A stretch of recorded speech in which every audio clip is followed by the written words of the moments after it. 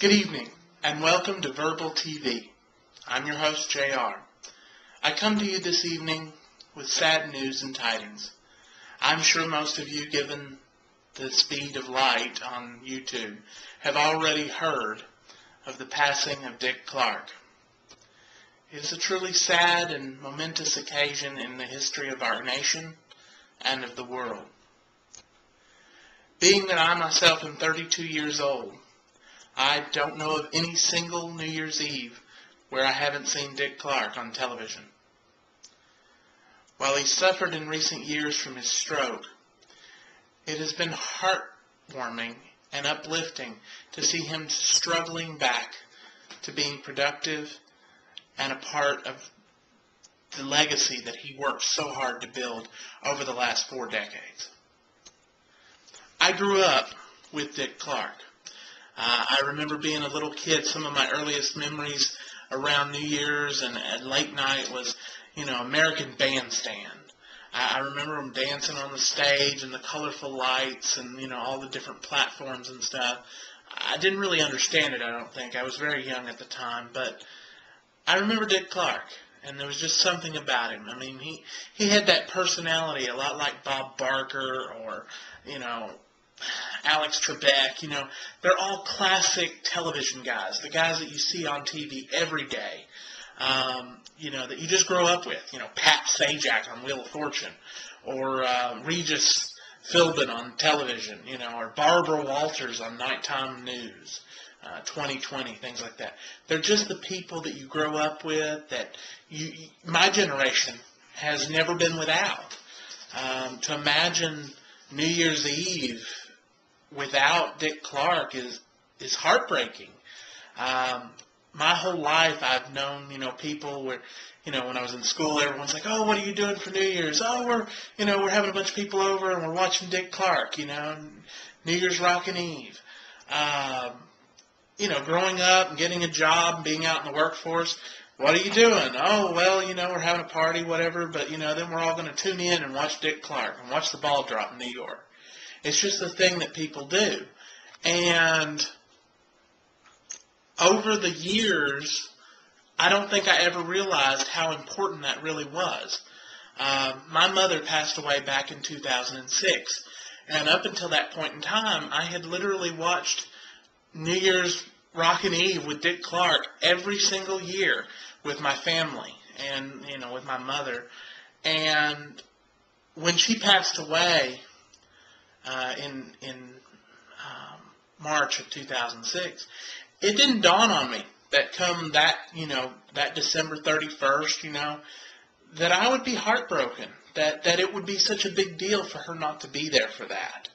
And I've only missed it 1 year, I think I missed it since then. And then, of course, the year when he was out for his stroke. But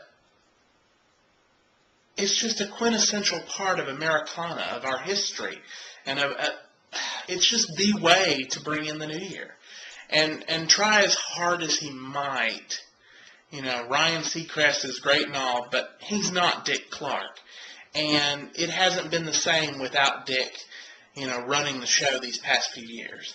It's been nice to have him on there and to know he's still around, but it's not been the same show. It's not had the same charisma, the same, I don't know. It's just not the same.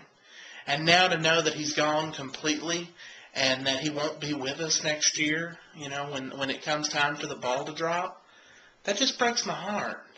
And I don't know if any of you all realize this, but 40 years, I mean, that means there's 2 or 3 generations of Americans who've not experienced, New Year's without Dick Clark in their life, or at least without someone mentioning Dick Clark or, talking about the ball dropping in New York City.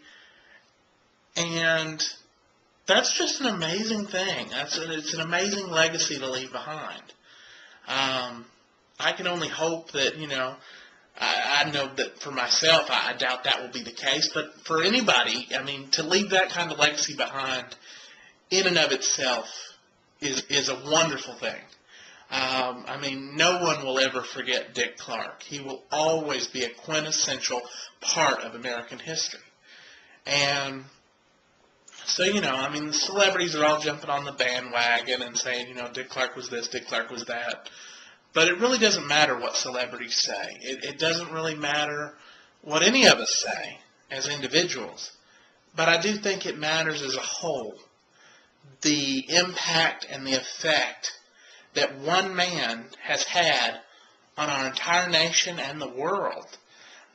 He has rung in New Year's around the world, I mean, for decades. And that's going to be really hard. I'm not sure our country will ever have something like that. I think this is a lost treasure.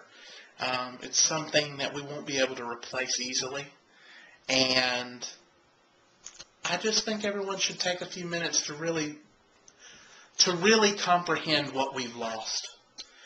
Take a few minutes, journey around on YouTube, find, some videos of Dick Clark. Look back to when you were a kid, look up Dick Clark, 1986 or 1994, New Year's Rockin' Eve. Look it up. I mean, watch bits and pieces. It's amazing. Listen to Dick, before the stroke and talking about New York and his passion for the city.